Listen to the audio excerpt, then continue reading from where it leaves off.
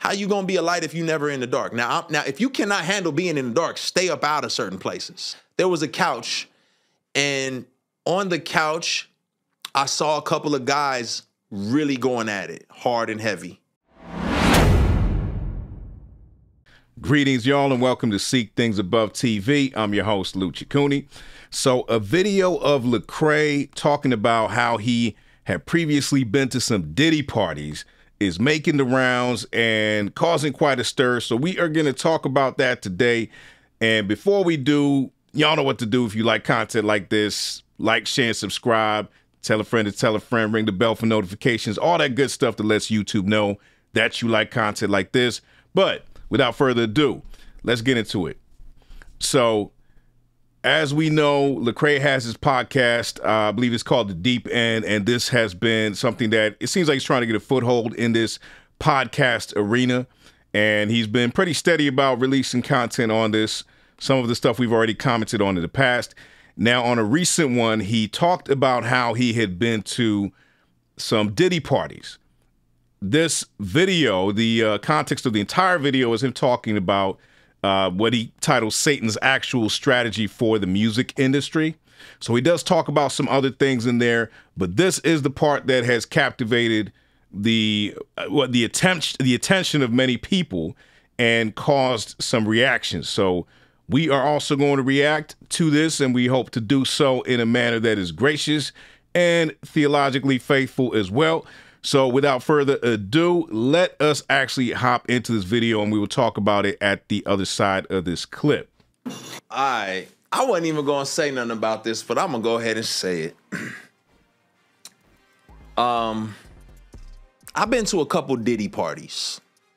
Now, I'm risking a lot by saying this because I know as soon as I say that, all the assumptions are going to come in and if I don't say evil things were taking place, then I'm covering for them. And if I do say evil things were taking place, then I'm one of them ones like, yeah, Lecrae, expose it.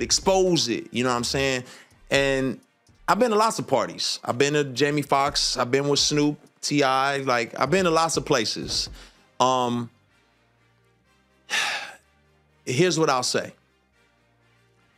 There are people who will test you. There are people who will see how far your limits are. And if you're willing to take a step, then they'll take two. I, in my personal experience, never saw anything where someone was like, you can't move any further unless you do X, Y, or Z. But what I did see was if you do X, Y, or Z, well, keep coming because and that's how we all are. It's Psalm 1, right? He says, blessed is the man who does not walk in the counsel of the wicked, who does not stand in the way of sinners, who does not sit in the seat of mockers. You start walking, they gonna walk with you, and now you find yourself standing. They like, oh, you stand? Well, if you stand, come sit. So Lecrae starts off by talking about how he's been to a few parties.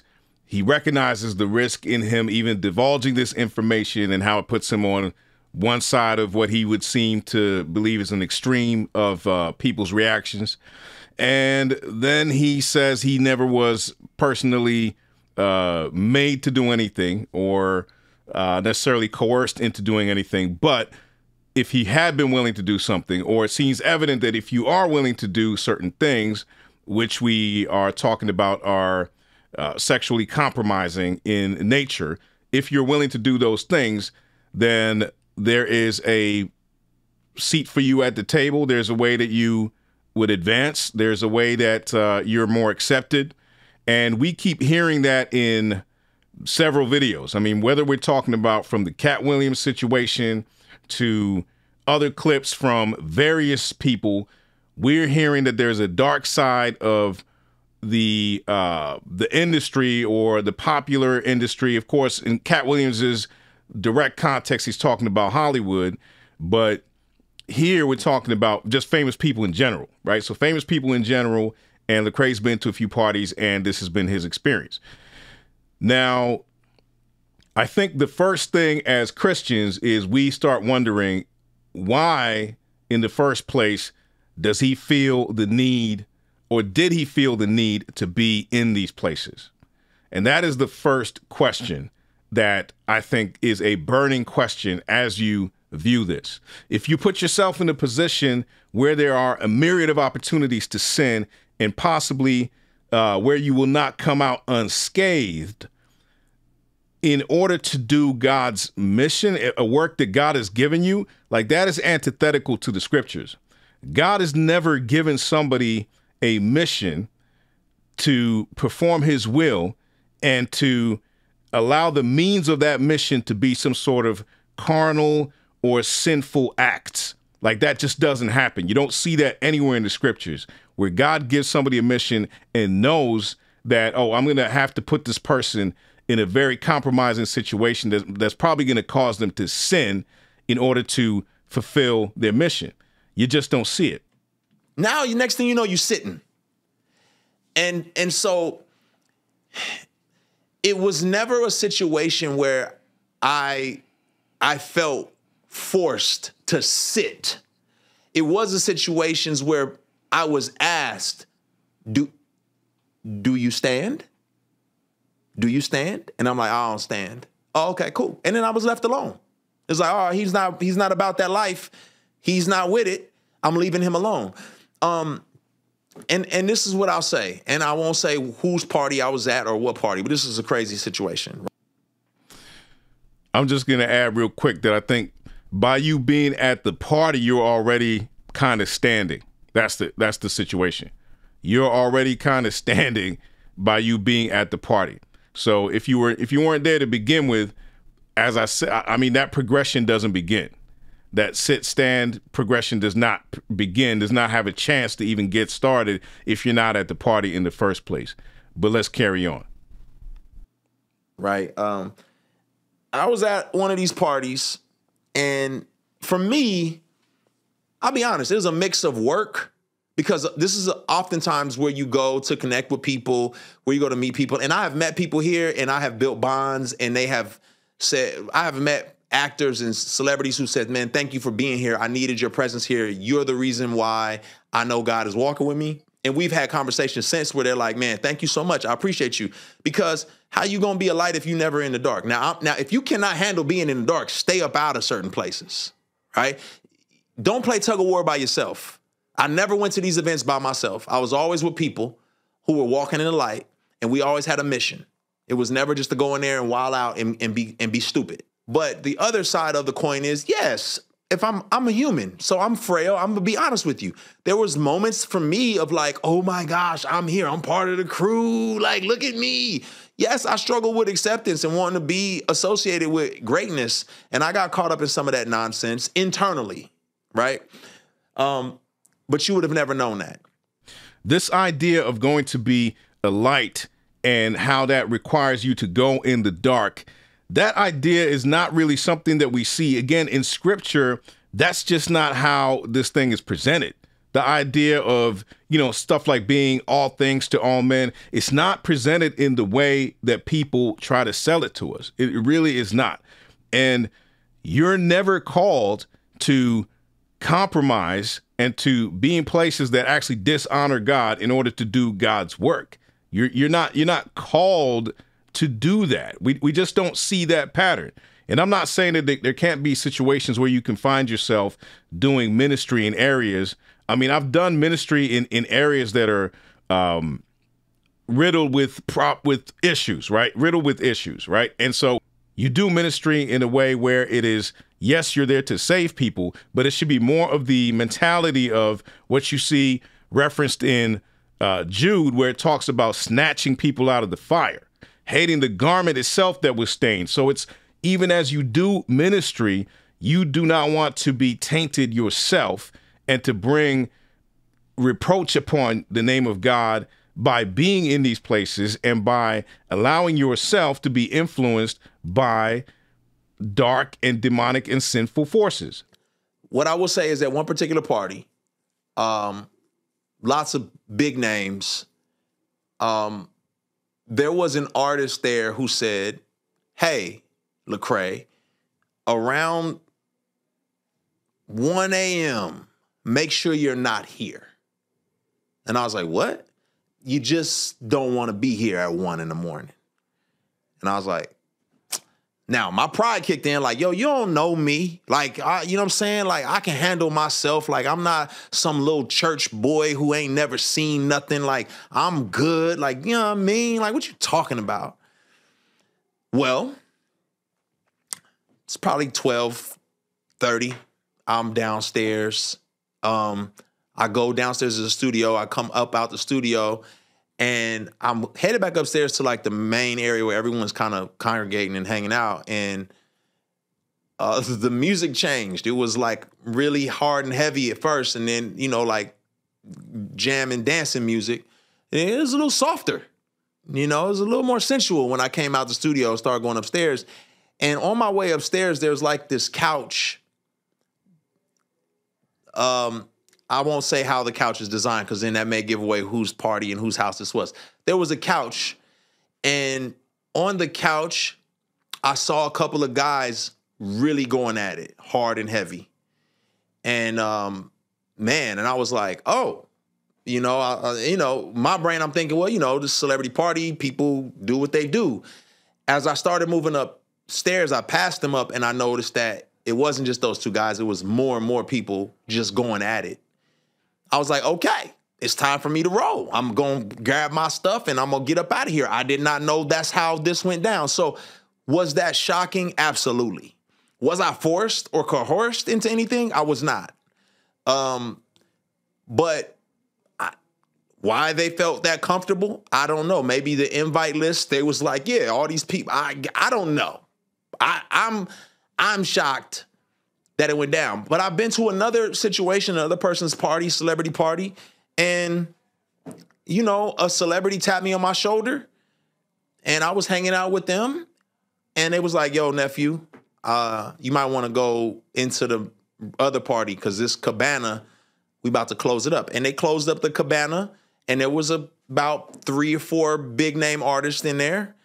And a whole bunch of ladies start walking in that cabana, and a security guard stood in front of the door. Hey, they didn't coerce me. They didn't ask me to come in. And everybody said, you probably should not be in this cabana. You probably just want to go back out there with the cocktails and the hanging out and the hobnobbing. Now, I will say what did shock me in this particular clip here, this portion of the clip, is how we hear that he went to this party and experienced this craziness that happened, right? So we hear that, and he experienced that, and he left. You know, obviously anybody with any sense would leave at that point, especially somebody who professes to be a Christian would leave. So he did leave. But the mere fact that he continued to go to these parties is where I'm even like concerned as far as the discernment level, is the fact that you experienced something so crazy and something so vile and wicked, and you persisted to go to these kind of places. So much so that you end up at another party, and now it's a bunch of women being brought in and the whole atmosphere changing for whatever is about to take place in that setting. So where is the line where, as a Christian, I mean, I just got to ask, where's the line where, as a Christian, Lecrae is repulsed enough by things that he's seeing, so much so that he says, I got to cut the line here. I'm not going back. I won't put myself in these situations. That line just doesn't, we don't seem to know where that line is. And if it is there, it seems to be a line that is far beyond what most Christians would deem as acceptable. It is far beyond that line. This made me think about how in 2 Peter, we have this account of God talking about the judgment that is sure to come upon false leaders.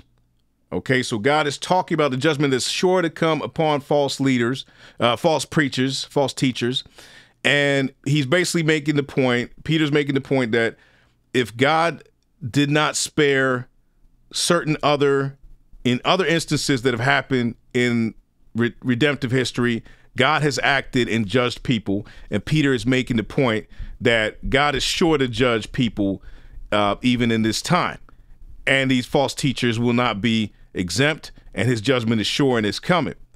Now, in the midst of this passage, comes this very interesting verse where I'll read from verse 6, where it says, if by turning the cities of Sodom and Gomorrah to ashes, he condemned them to extinction, making them an example of what is going to happen to the ungodly, and if he rescued righteous Lot, greatly distressed by the sensual conduct of the wicked, for as that righteous man lived among them day after day, he was tormenting his righteous soul over their lawless deeds that he saw and heard, then the Lord knows how to rescue the godly from trials and to keep the unrighteous under punishment until the day of judgment.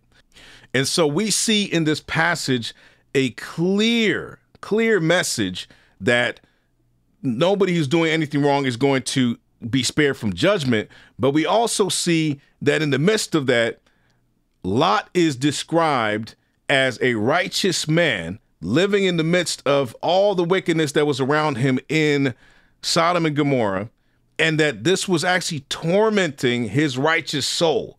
The text says it was tormenting his righteous soul over the lawless deeds that he saw and heard. So I read that and I think about how Lecrae, as a professing Christian, not only having been to these places and seen the wickedness, at least on one occasion, right? Seen the wickedness on one occasion, but yet was willing to return and continue going to these parties, knowing that the wickedness is taking place and that this somehow didn't bother him and didn't have at least a similitude of this effect that the wickedness that Lot experienced had on him, right? So I wonder why it didn't have that effect on him. I wonder why Lecrae was able to keep going to these events and how his soul was not bothered.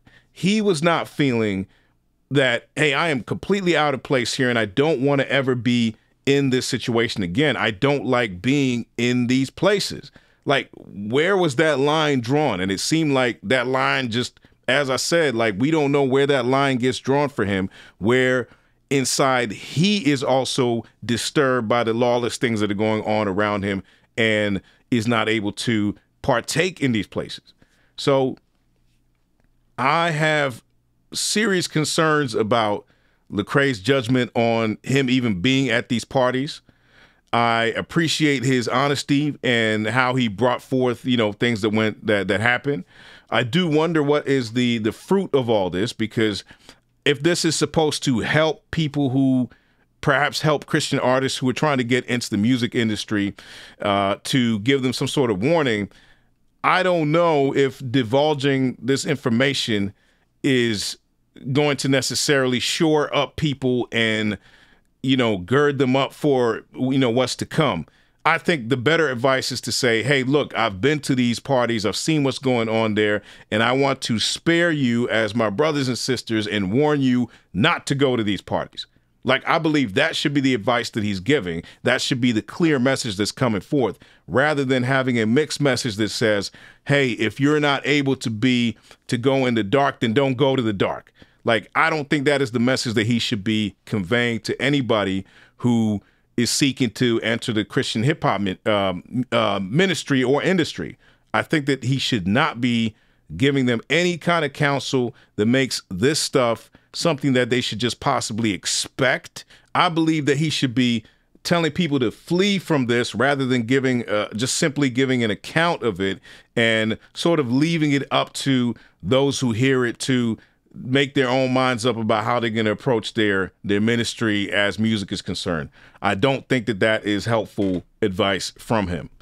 But let me know what y'all think in the comment sections below. I would love to hear from y'all.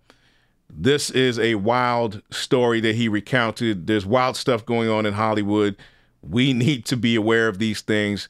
And honestly, as Christians, we don't need to feel like we need to go in these spaces in order to represent Christ, because we're not called to go to spaces that are going to cause us to compromise and where there are activities that are actually dishonoring God and that he calls an abomination taking place.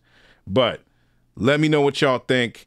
Don't forget to like, share, and subscribe. Tell a friend to tell a friend. And if then you have been raised with Christ, seek the things that are above where Christ is. seated at the right hand of God. Set your minds on things that are above, not on things that are on earth. All right? God bless y'all, and I'll see y'all on the next one. Peace.